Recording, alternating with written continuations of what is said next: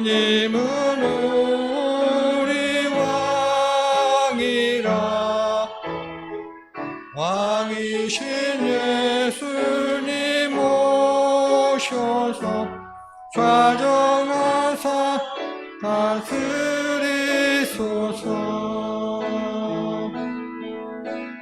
예수 우리 주시여, 이곳에 오셔서 우리가 주께 드리는 찬양을 받아 주소서. 우리는 주님의 종들, 주님은 우리 주시라. 주 대신 예수님 오셔서 이 찬양을 받아주소서.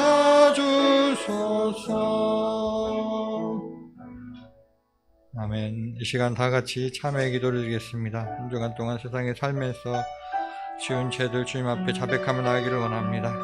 우리가 죄를 가지고 온전히 예배할 수 없습니다. 하나님, 또 부끄럽고 부족한 저희들 이 시간 썼습니다. 보혈로 씻으시고 정결케 하옵소서. 우리의 죄를 자백하며 나가겠습니다.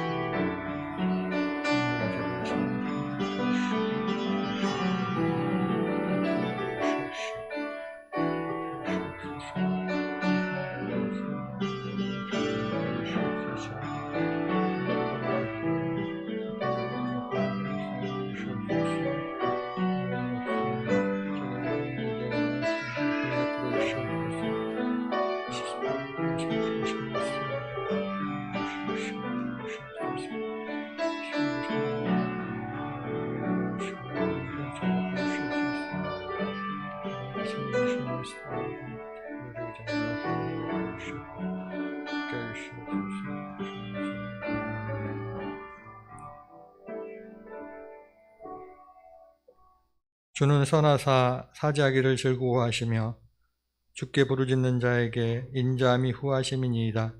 그러므로 이제 그리스도 예수 안에 있는 자에게는 결코 정죄함이 없느니라. 아멘. 사도신경으로 우리의 신앙을 고백하겠습니다. 나는 전능하신 아버지 하나님 천지의 창조주를 믿습니다. 나는 그의 유일하신 아들 우리 주 예수 그리스도를 믿습니다. 그는 성령으로 잉태되어 동정녀 마리아에게서 나시고 본디오 빌라도에게 고난을 받아 십자가에 못 박혀 죽으시고 장사된 지 사흘 만에 죽은 자 가운데서 다시 살아나셨으며 하늘에 오르시어 전능하신 아버지 하나님 우편에 앉아 계시다가 거기로부터 살아있는 자와 죽은 자를 심판하러 오십니다. 나는 성령을 믿으며 거룩한 공교회와 성도의 교제와 죄를 용서받는 것과 몸의 부활과 영생을 믿습니다. 아멘. 자리에 앉으셔서 찬송가 31장을 들으시겠습니다.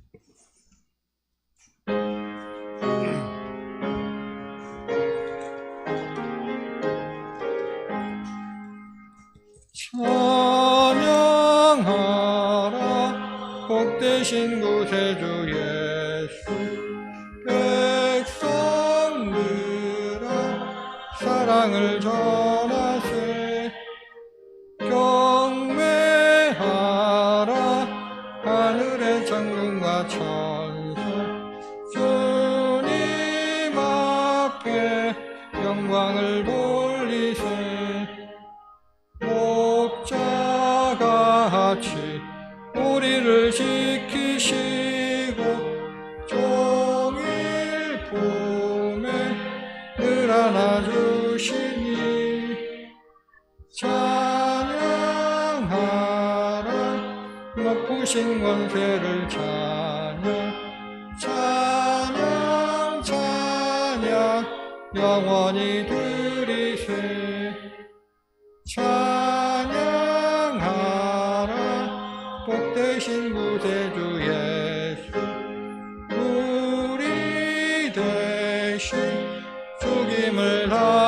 드리겠네. 구주 예수 영원한 구원의 소망 경배하며 겸손히 절하세. 찬양하라 우리 죄 지신 예수 그의 사랑 한없이 크셔라. 찬양하라 높으신 권세를 찬양 찬양 찬양 영원히 드리세. 찬양하라 복되신 구세주 예수 천사들아 즐겁게 찬양해. 구주 예수 영원히 다스리시니 멸류관을 주 앞에 드리세. 구주 예수 세상을 이기시고 영광 중에 또다시 오시리. 찬양하라 높으신 권세를 찬양 찬양 찬양 영원히 드리세. 아멘. 하나님 말씀 보시겠습니다. 오늘 우리에게 주신 하나님 말씀은 마태복음 15장 29절에서 39절 말씀입니다. 마태복음 15장 29절에서 39절 말씀 한 절씩 교독하시고 마지막 절 함께 읽겠습니다. 예수께서 거기서 떠나사 갈릴리 호숫가에 이르러 산에 올라가 거기 앉으시니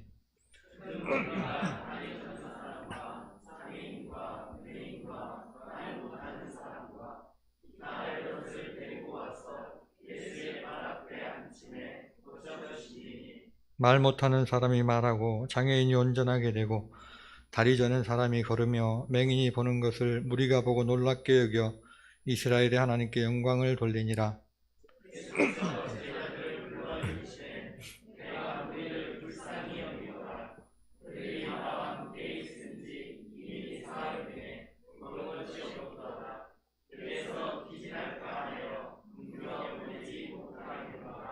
제자들이 이르되 광야에 있어 우리가 어디서 이런 무리가 배부를 만큼 떡을 얻으리이까?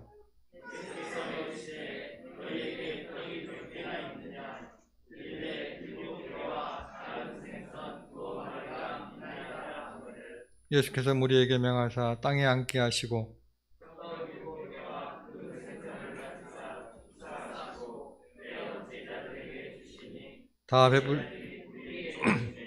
다 배불리 먹고 남은 조각을 7광주리에 차게 거두었으며.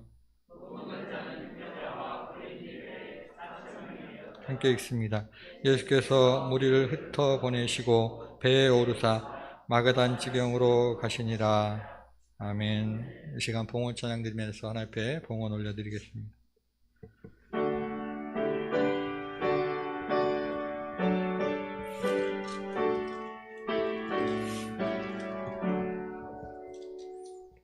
내게 있는 모든 것을 아낌없이 드리네. 사랑하고 의지하며 주만 따라 살리라. 주께 드리네. 주께 드리네. 사랑하는 구주 앞에 모두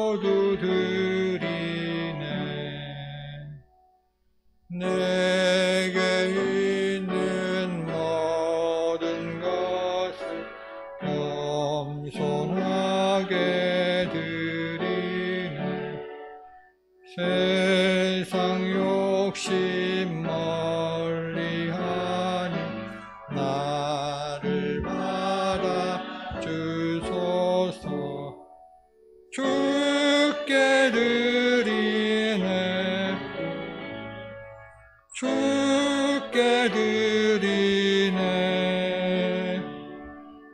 사랑하는 구주 앞에 모두 드리네. 내게 있는 모든 것을 주를 위해 드리네. 주의 성령 충만하게 내게 내려주소서. 주께 드리네. 주께 드리네. 사랑하는 구주 앞에 모두 드리네. 아멘. 거룩하신 아버지 하나님, 하나님의 크신 사랑과 은혜, 영광과 찬양을 올려드립니다. 지난 한 주간도 폭우와 코로나19라는 어려움 속에서도 저희들 눈동자같이 지키시고 이 시간 주님 앞에 나와 한마음으로 찬양하며 예배드릴 수 있는 귀한 은혜 주시니 감사를 드립니다. 이 시간 주님 앞에 나오면 빈손으로 나오지 아니하고 수고하여 얻은 물질 주님께 올려드립니다. 11조 헌금으로, 감사의 예물로, 주일 헌금으로, 건축 헌금으로, 간판 헌금으로 하나님 올려드리오니 마음과 정성 다해 주님 앞에 봉헌한 이 물질 기쁘게 받으시고 영적인 복과 육신의 복과 물질의 복으로 채워주셨기를 간절히 원합니다. 이 물질이 쓰여지는 곳에 하나님의 일들이 이루어지게 하시고 하나님의 영광이 나타나게 하여 주시옵소서. 이 민족을 사랑하시는 아버지 하나님, 혼란한 시대 앞에 선 위정자들에게 창조적 지혜를 주시어서 이 나라를 바른 길로 이끌어갈 수 있도록 은혜 베풀어 주옵소서. 세워진 교회들이 나라를 위해 더욱 기도하게 하시고 모든 성도들이 시대와 역사를 하나님의 안목으로 볼 수 있도록 눈을 열어 주시옵소서. 민족 간의 반목과 다툼을 멈추게 하시고 정치가 안정되고 경제가 회복되어 이 나라가 주님을 믿고 섬기기에 부족함이 없는 나라가 될 수 있도록 은혜 내려 주시옵소서. 생명의 주인 되신 아버지 하나님, 지금 폭우로 인해 수많은 사람들이 죽고 삶의 터전을 잃었습니다. 피해를 입은 분들을 위로해 주시고 하루속히 복구될 수 있도록 긍휼을 베풀어 주시옵소서. 만병의 치유자 되신 아버지 하나님, 코로나19로 인해 또 많은 사람들이 고통받고 있습니다. 하나님의 능력으로 하루속히 코로나가 물러가게 하시고 코로나의 위협이 우리의 신앙을 퇴보시키는 것이 아니라 도리어 우리의 믿음을 돌아보며 하나님께 나아가는 전화위복의 계기가 되게 하여 주시옵소서. 힘들고 어려운 코로나 상황에서 복음을 전하기에 수고하시는 선교사님들에게도 은혜를 베푸셔서 귀한 사명 감당에 부족함이 없도록 건강도 지켜주시고 물질도 채워주시고 영적인 충만함도 허락하여 주시옵소서. 이 시간 여러 사정으로 주님 앞에 나오지 못하고 또 각 가정에서 예배드리는 주의 자녀에게 은혜를 주시고 하나님 예배를 통하여 하나님 영광 받으시고 우리에게 긍휼과 자비 베풀어 주셨기를 간절히 원합니다. 우리가 예배를 통해 천국 백성으로 준비되는데 부족함이 없게 하시고 말씀으로 우리를 새롭게 해주실 줄 믿사오며 거룩하신 우리 주 예수 그리스도로 기도드리옵나이다. 아멘. 협선하고 인사합시다. 주님으로 축복합니다. 한 번 더 인사합시다. 주님으로 사랑합니다. 네. 오늘 예배에 나오신 여러분들에게 하나님의 크신 자비와 은총이 함께 하시기를 주님으로 축원드립니다. 아울러 가정에서 예배를 드리는 분들에게도 함께 예배 주님 앞에 나와 예배 드리는 은혜가 있기를 원합니다.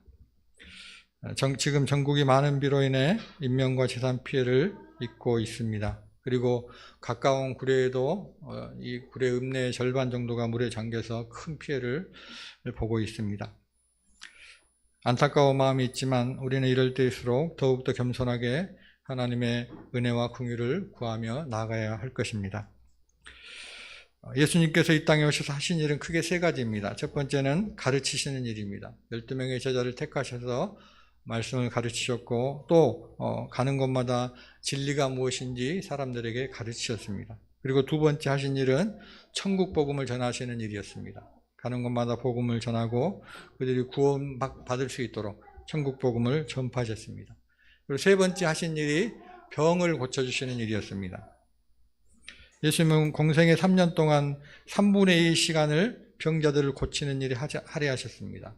물론 병을 고쳐주시는 목적은 그들의 영혼을 구원하기 위해서였죠. 병 고침 자체는 목적이 아니었습니다. 어쨌든 예수님께서는 수많은 사람들을 불쌍히 여기시고 병을 치료해 주셨습니다. 지난 주일 말씀에서도 가나안 여인의 흉악한 귀신 들린 딸의 이 귀신을 쫓아내고 병을 고쳐주셨습니다. 그리고 오늘 말씀에도 많은 사람들의 병을 고쳐주셨다, 그렇게 시작하고 있습니다. 오늘 우리가 읽은 본문 말씀은 크게 두 단락으로 나눌 수 있습니다. 29절에서 31절까지는 예수님 앞에 나온 수많은 병자들을 고쳐주신 일과 32절 이하에는 예수님께서 그들을 위해서 칠병이의 기적을 베푸신 일이 기록되어 있습니다. 먼저 29절 말씀을 보면 예수님께서 두로와 시돈 지역을 떠나 갈릴리 호숫가 산에 이르러서 산에 오르셨다, 그렇게 말씀합니다. 두로와 시돈 지방은 갈릴리 연안에 있는 항구 도시로서 앞서 가나안 여인의 귀신 들린 딸을 고쳐주신 곳이기도 합니다. 예수님은 그곳을 떠나서 먼 길을 걸어서 갈릴리 호숫가로 다시 오신 것입니다. 그리고 산에 올라가셨습니다. 왜 예수님께서 산에 오르셨을까? 아마 그것은 긴 전도 여행 동안 피곤한 몸을 쉬시기도 하시고 또 기도하시기 위해서 산에 오르셨을 것입니다. 그런데 예수님이 그 지역에 오셨다는 소식을 들은 많은 사람들이 또다시 또 병자들이 예수님께 몰려들기 시작합니다. 물론 그곳에 모인 사람들이 다 병을 고치기 위해서 온 것은 아닐 것입니다. 예수님의 말씀을 들으러 온 사람도 있을 것이고 예수님이 행하는 기적이 궁금해서 그것을 보러 온 사람도 있을 것이고 또 아무 생각 없이 나온 사람도 있을 것입니다. 어쨌든 그들은 예수님께 나와 며칠을 함께 지내면서 이 놀라운 기적을 경험하게 된 것입니다. 당시와 마찬가지로 지금도 교회에 나오신 분들 가운데 여러 가지 목적을 가지고 나옵니다. 구원의 확신을 가지고 하나님께 예배드리기 위해서 나오신 분들도 있는가 하면 그냥 수양한다고 생각하고 나오신 분들도 있을 것입니다. 그리고 어떤 분들은 사업을 위해서 인간관계를 맺으려고 나오신 분들도 있습니다. 물론 큰 교회들이 그렇습니다만 어쨌든 여러 가지 목적을 가지고 교회에 나옵니다. 어떤 목적으로 나왔든지 주님 앞에 나올 수 있는 것은 복인 줄로 믿습니다. 그러다 보면 은혜도 받고 또 믿음도 생기는 것이기 때문이죠. 그러나 이왕이면 교회에 나오는 목적을 우리가 분명히 하고 나와야 할 것입니다. 교회에 나오는 목적은 예수 믿고 구원받기 위해서, 예배로 하나님께 영광을 돌리기 위해서, 또 우리의 믿음을 유지하기 위해서 교회에 나오는 것입니다. 코로나19 상황이 안타까운 것은 교회에 나오지 못하는 사람들이 많다는 것이죠. 저희 교회도 평균 한 10에서 15명 정도가 평균 출석이 줄어든 것 같습니다. 물론 상황이 좋지 않긴 합니다만은 교회에 나오지 않는 것 좀 안타까운 일이죠. 교회에 나와야만 하나님의 은혜를 입을 수 있기 때문이죠. 먼저 오늘 말씀을 보면 예수님께서 병자들을 고쳐주신 내용이 나옵니다. 30절 상반절에 보면 큰 무리가 다리 저는 사람과 장애인과 맹인과 말 못하는 사람과 기타 여럿을 데리고 와서 그렇게 말씀합니다. 많은 사람들이 저는 사람, 장애인, 맹인, 말 못하는 사람들, 또 여러 가지 질병을 가진 사람들을 데리고 나왔다, 그렇게 말씀합니다. 그리고 예수님은 이 모든 사람들의 병을 고쳐주셨다고 말씀하고 있습니다. 그런데 우리가 오늘 예수님께서 이 병을 고쳐주신 사람들의 모습을 보면 두 가지 과정이 있다는 것을 알 수 있습니다. 첫 번째는 사람들이 병든 사람을 예수님께 데리고 왔다는 것입니다. 예수님 앞에 나온 병자들은 병이 중에서 거동이 불편한 사람도 있을 것이고 거동은 할 수 있지만 주님 앞에 나올 용기가 없고 믿음이 없는 사람도 있었을 것입니다. 그런데 그런 사람들이 데리고 나왔다, 그렇게 말씀하고 있습니다.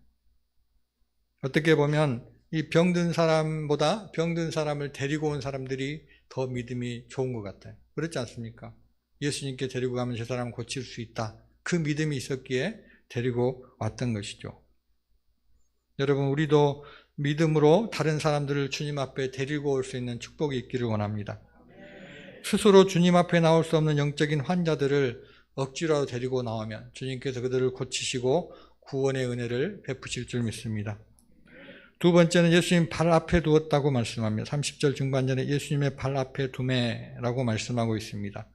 발 앞에 두었다는 말씀을 원어로 보면 마치 경쟁하듯 서둘러 이 환자들을 발 앞에 내려놓았다는 말씀입니다. 즉 병자들을 예수님께 데리고 왔을 뿐만 아니라 앞다투어서 경쟁하듯 예수님 앞에 내려놓았다는 것입니다. 왜요? 고침받게 하려고.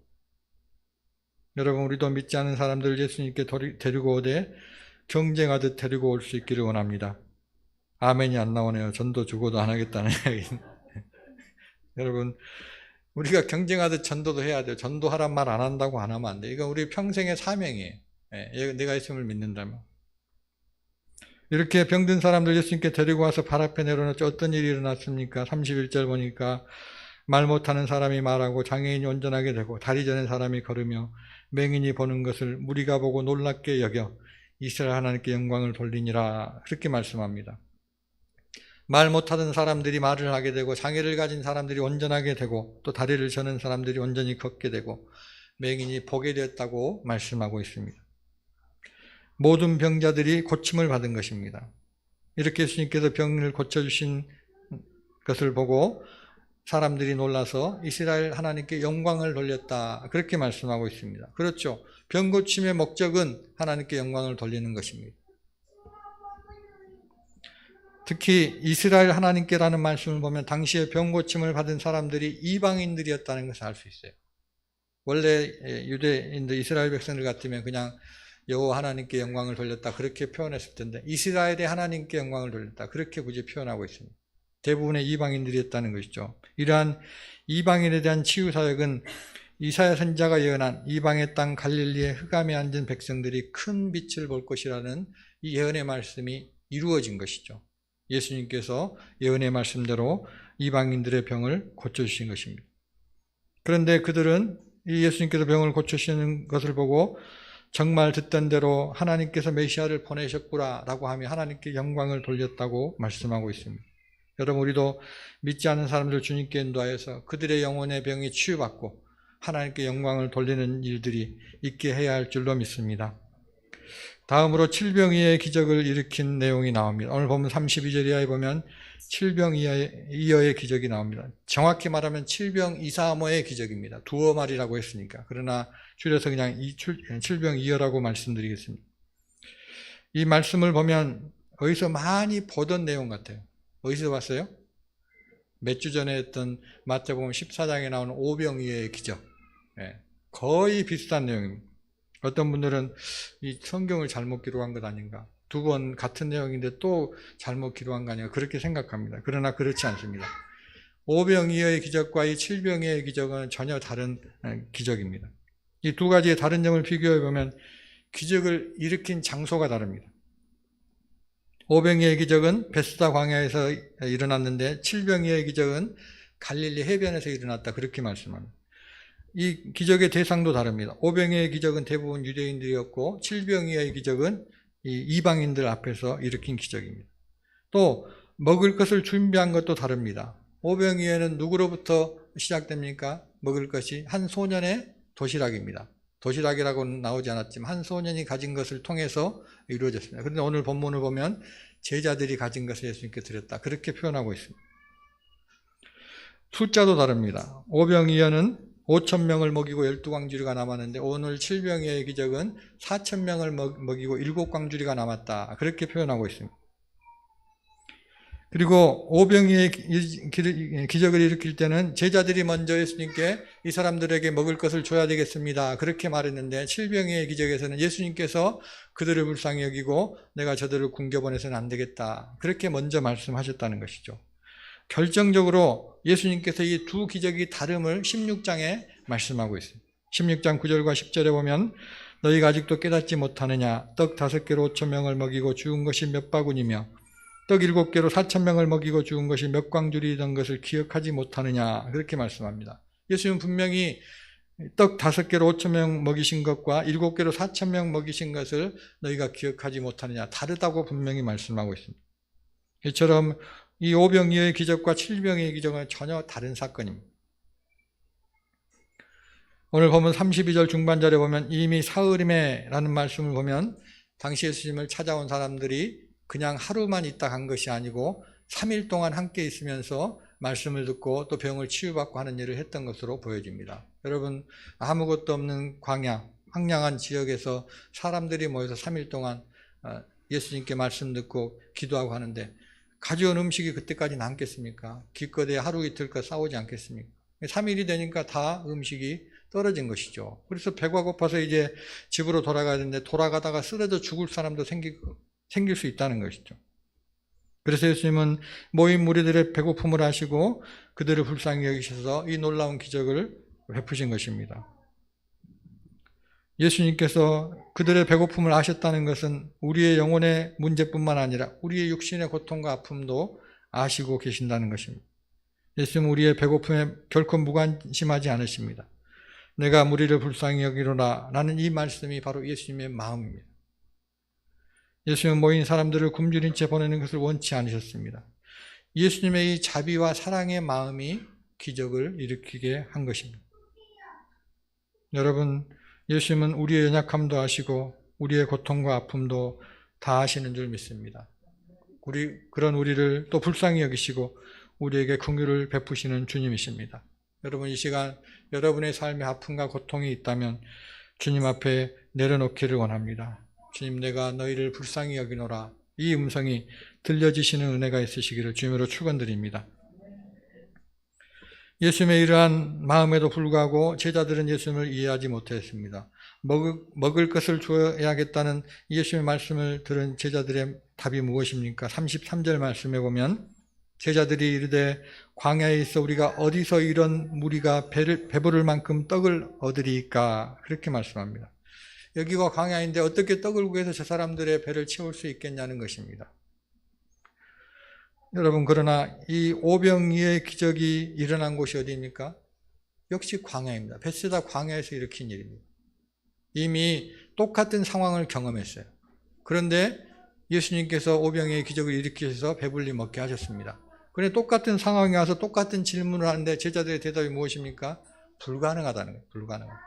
예. 어떻게 이 광야에서 사람들에게 떡을 구해 먹이겠냐는 것입니다. 우리가 이 모습을 보면 참 답답하겠다. 예수님은 답답하겠다는 생각이 들어요. 얼마 전에 그 놀라운 기적을 경험하고도 다 잊어먹었는지 아직도 못 믿었는지는 모르겠지만 어떻게 이 사람들을 먹일 수 있냐고 부정적인 대답을 합니다. 여러분, 우리도 그렇습니다. 살면서 하나님의 수많은 은혜를 경험하면서도 어려운 상황을 만나면 하나님이 안 도와주실 것처럼, 하나님이 안 계신 것처럼 그렇게 할 때가 많습니다. 하나님의 능력을 기대하지 않고 절망합니다. 여러분, 우리가 아무리 어렵고 힘든 상황일지라도 하나님이 함께 하시고 우리를 도와주실 줄 믿어야 합니다. 하나님께서 하시는 일은 우리의 생각을 초월합니다. 아무리 어려운 일을 만나도 우리가 하나님을 믿고 의지할 때 우리의 삶에 역사하시고 놀라운 일들을 일으키실 줄로 믿습니다. 이러한 제자들의 태도에도 불구하고 예수님은 제자들에게 먹을 것이 얼마나 있는지 물으십니다. 34절 말씀 보면 예수께서 이르시되 너희에게 떡이 몇 개나 있느냐? 이르되 7개와 작은 생선 2마리가 있나이다 하거늘. 그렇게 말씀합니다. 예수님은 제자들의 불신앙에도 불구하고 책망하지 않으시고 너희에게 떡이 몇 개나 있느냐? 그렇게 물으십니다. 예수님은 제자들에게 예수님의 능력을 기대하도록 이같이 물으신 것이죠. 예수님의 물음에 제자들은 대답합니다. 떡 7개와 작은 생선 2마리가 있습니다. 그렇게 말합니다.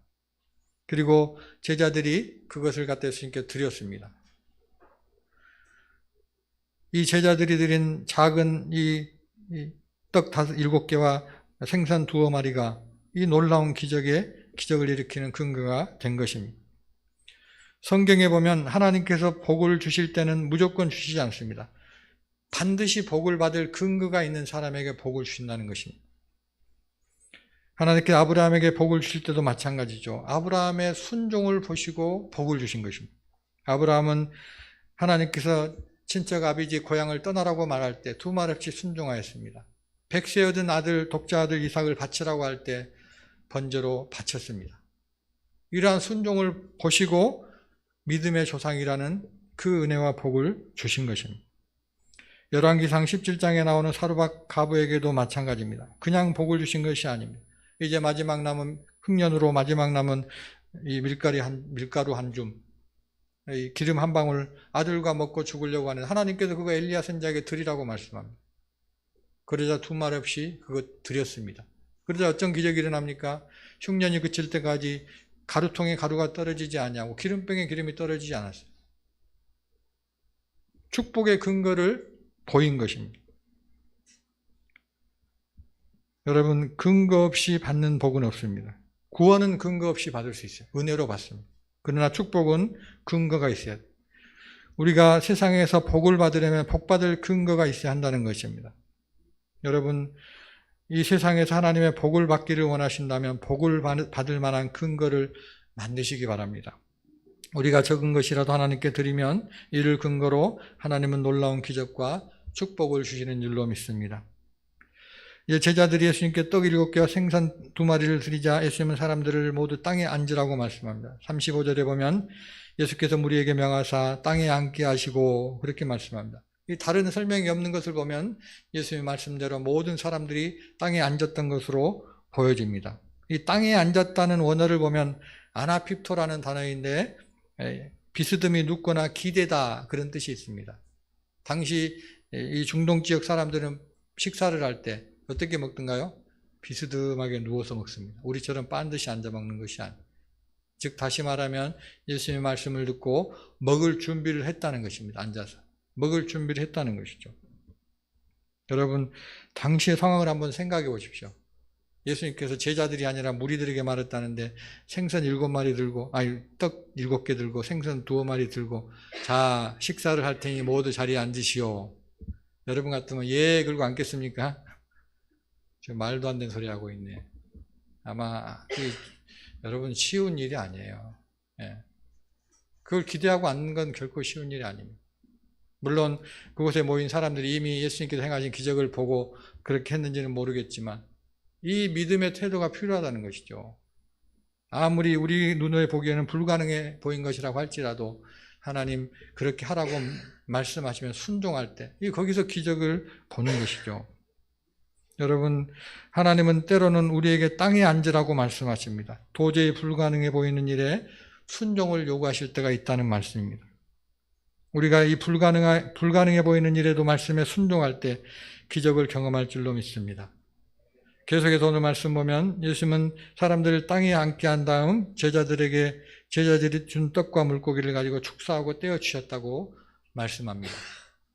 36절과 37절에 보면 떡 7개와 그 생선을 가지다 축사하시고 떼어 제자들에게 주시니 제자들이 무리에게 주매 다 배불리 먹고 남은 조각을 7광주리에 차게 거두었으며 그렇게 말씀하고 있습니다. 예수님은 제자들이 드린 떡과 생선을 들고 축사하시자 놀라운 일이 일어난 것입니다. 여기 축사했다라는 이 말씀의 원어를 보면 유카리스테오라는 단어인데 감사하다라는 뜻을 갖고 있습니다. 예수님께서 제자들이 드린 떡과 물고기를 가지고 단순히 그냥 기도하신 것이 아니라 감사하며 기도했다는 것입니다. 하나님께 드린 이 감사의 기도가 상달되었고 그 순간 놀라운 기적이 일어난 것입니다. 여러분, 기적은 언제 일어납니까? 하나님께 감사할 때 일어나는 줄로 믿습니다. 원망하고 불평하며 사는 사람에게 결코 기적은 일어나지 않습니다. 특히 감사할 수 없는 것에 감사할 때 놀라운 기적이 일어납니다. 하나님은 범사에 감사라고 말씀하십니다. 모든 일에 감사라는 것입니다. 여러분, 우리도 작은 일에 감사함으로 말미암아 이 놀라운 하나님의 기적을 경험할 수 있기를 주님으로 간절히 축원드립니다. 이렇게 예수님은 축사하시고 떼어서 이제 사람들에게 나누어주라고 말씀합니다. 그러자 모든 사람이 배불리 먹고 남았습니다. 이처럼 하나님의 축복은 나눌 때 일어납니다. 예수님은 누가복음 6장 38절에 주라 그리하면 너희에게 줄 것이니 곧 후히 되어 누르고 흔들어 넘치도록 하여 너희에게 안겨주리라 고 말씀합니다. 앞서 복과 같은 개념이죠. 하나님께 복의 근거를 제시해야 복을 주듯이 우리가 줄 때 넘치도록 채워주신다. 그렇게 말씀하고 있습니다. 여러분, 내 것이라고 다 지고만 사는 사람에게 하나님의 기적은 일어날 수 없습니다. 기적은 나누고 줄 때 일어나는 줄로 믿습니다. 주고 베풀고 나누면 누르고 흔들어 넘치는 하나님의 복이 임하는 것이죠. 여러분, 그리고 내 것이라고 내가 쥐고 있다고 다 내 것 되는 것 아니에요. 우리가 나누고 베풀 때 하나님이 거기에 더 갑절의 복을 주실 것입니다. 이렇게 보리떡 7개와 물고기 2마리로 먹고 남은 것이 얼마라고 말씀합니까? 37절과 8절에 보면 다 배불리 먹고 남은 조각을 7광줄에 차게 거두었으며 먹은 자는 여자와 어린이 외에 4,000명이었더라. 그렇게 말씀합니다. 여자와 아이들을 제외하고, 노인도 제외했겠죠. 제외하고 4,000명이 먹고 7광줄에 차고 남았다. 그렇게 말합니다. 여자와 아이들, 노인까지 하면 아마 여자들이 더 많이 모일 것으로 보는데 한 10,000여 명이 먹었다는, 10,000여 명. 가까이가. 이렇게 수많은 사람들이 먹고 7광줄이가 남은 것입니다. 이렇게 많은 사람들이 배불리 먹고 남았다는 것은 예수님께서 베푸시는 은혜는 풍성하고 충만한다는 것을 보여주고 있습니다. 생명의 떡이신 예수님은 이 세상의 모든 사람들을 만족해 하고도 남을 만한 풍성한 생명을 주시는 분이신 줄로 믿습니다. 그리고 이제 예수님은 사람들을 집으로 돌려보내시고 배를 타고 마가단 지역으로 떠나셨다고 39절 말씀 보면 예수께서 무리를 흩어보내시고 배에 오르사 마가단 지경으로 가시니라 그렇게 말씀합니다. 예수님은 자신의 곁에 계속 머무르는 사람들을 집으로 돌려보내셨다는 것입니다. 예수님께서 그들을 집으로 돌려보내신 이유가 무엇이겠습니까? 바로 돌아가서 이 놀라운 사실을 알리라는 것이죠. 예수님이 메시아이심을 알리라는 것입니다. 교회는 두 종류가 있습니다. 모이는 교회와 흩어지는 교회. 오늘 이렇게 모여서 예배드리는 모습이 모이는 교회의 모습이에요. 여러분들이 삶의 자리로 나가는 것이 흩어지는 교회. 교회는 한 가지만 돼서는 안 돼. 모이기도 잘 해야 되지만 흩어지기도 잘 해야 돼. 우리는 모여서 하나님의 은혜를 받고 다시 흩어져야 합니다. 가정으로, 직장으로, 세상으로 흩어져 나가야 합니다. 흩어져서 뭐 해야 합니까? 그리스도의 증인된 삶을 살아야 하는 것이죠. 복음을 전해야 하는 것이죠. 이게 우리의 사명이에요. 여러분, 잘 모이고 잘 흩어지는 교회가 좋은 교회예요. 잘 흩어지기 위해서 먼저 잘 모이는 것이 전제돼야 돼요. 요즘 코로나19가 우리를 모이지 못하게 발목을 잡지만요. 조심하면서 최대한 모여야 돼요. 아마 경험해 보셨을 거예요. 모여서 예배 드리는 것과 집에서 예배 드리는 것은 다르다는 것을 아실 거예요. 할 수 있으면 모여서 예배 드려요. 그리고 모여서 예배 드리고 은혜를 받고 삶의 자리를 흩어져서 복음 전하며 살아야 할 것입니다. 여러분 모두가 모여 은혜 받고 흩어져 복음 전하는 좋은 교회가 될 수 있기를 주님으로 간절히 축원드립니다. 오늘 말씀을 결론 짓습니다. 지금 이 수해로 인해서 많은 사람들이 목숨을 잃고 삶의 터전을 잃었습니다. 그리고 코로나19로 인해서 수많은 사람들이 고통받고 있습니다. 뿐만 아니라 나라도 불안정하고 경제도 매우 어려운 지경에 놓여 있습니다. 하나님은 이런 상황들을 다 보고 계세요. 그리고 이 나라와 민족을 불쌍히 여기고 계십니다. 우리 또한 불쌍히 여기시는 줄로 믿습니다. 우리는 이렇게 힘들고 어려운 시기일수록 더 하나님 믿고 의지하며 나가야 할 것입니다. 광야 같은 세상일지라도 주님이 함께 하시면 우리가 새로운 기적과 치유와 회복을 경험하게 될 줄 믿습니다. 더욱 주님 믿고 의지함으로 말미암아 하나님의 놀라운 기적을 경험하시는 여러분 되시기를 주님으로 간절히 축원드립니다. 기도하겠습니다. 이 시간 기도할 때 주님 그렇습니다. 우리의 삶에 온전한 믿음으로 하나님의 이 놀라운 기적들 경험하기를 원합니다. 우리에게 믿음 주시고 하나님 은혜 주시어서 신실한 믿음으로 하나님의 놀라운 기적 경험하게 하옵소서. 불가능한 것을 가능하게 하시는 주님 믿고 의지하게 하옵소서. 이 시간 기도하며 나가겠습니다. 여신 아버지 하나님 신 말씀을 통해서 온전한 믿음으로 하나님의 기적을 경험하기를 원하십니다. 지혜의 드림으로 하나님 우리의 기적을 일으키시고 우리의 불쌍히 여시는 주님 말씀을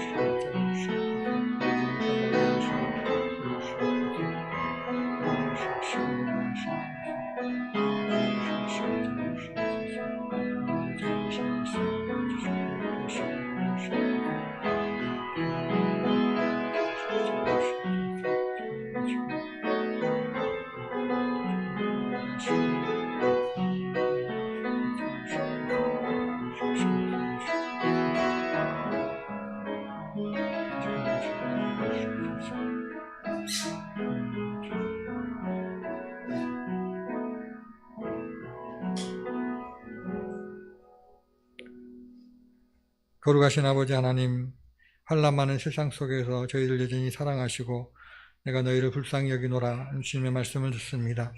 온전히 주님 신뢰하고 믿음으로 말미암아 칠병이와 같은 기적을 경험하는 저희 모두가 될 수 있도록 붙들어 주시옵기를 간절히 원합니다.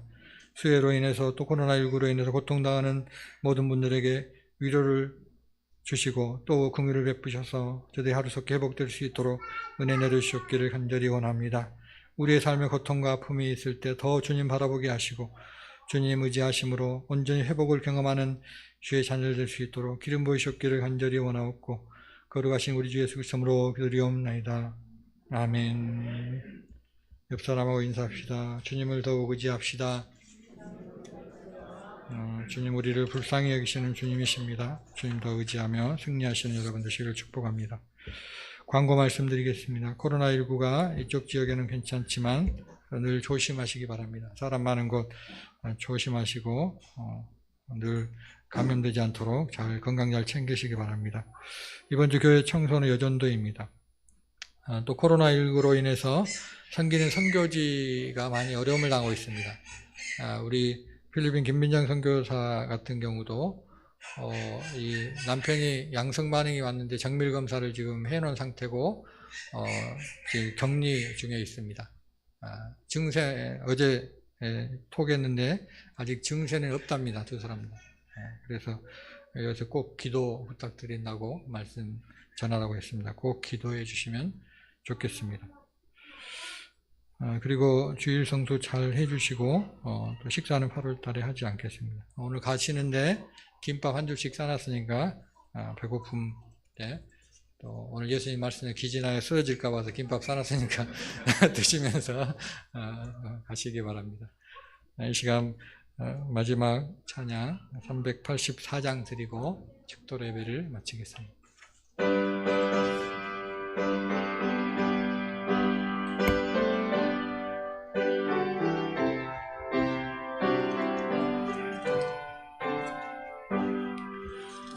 나의 갈 길 나가도록 예수 인도하시니 내 주 안에 있는 긍휼 어찌 의심하리요. 믿음으로 사는 자는 하늘 위로 받겠네.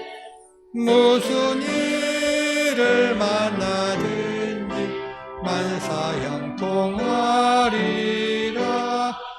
무슨 일을 만나든지 만사형통하리라. 나의 갈 길 나가도록 예수 인도하시니 어려운 일 당할 때도 족한 은혜 주시네. 나는 심히 고단한 영혼 매우 가라나. 나의 앞에 반석에서 샘물 나게 하시네. 나의 앞에 반석에서 샘물 나게 하시네. 나의 갈 길 나가도록 예수 인도하시니 그의 사랑 어찌 큰지 말로 알 수 없도다. 성령 감화 받으면 하늘 날아갈 때에 영영 부를 나의 찬송 예수 인도하셨네. 영영 부를 나의 찬송 예수 인도하셨네.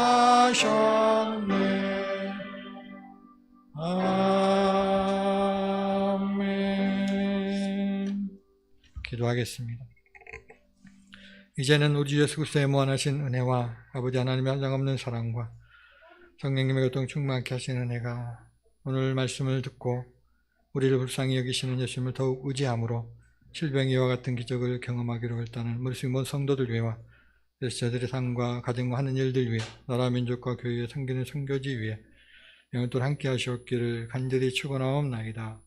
아멘.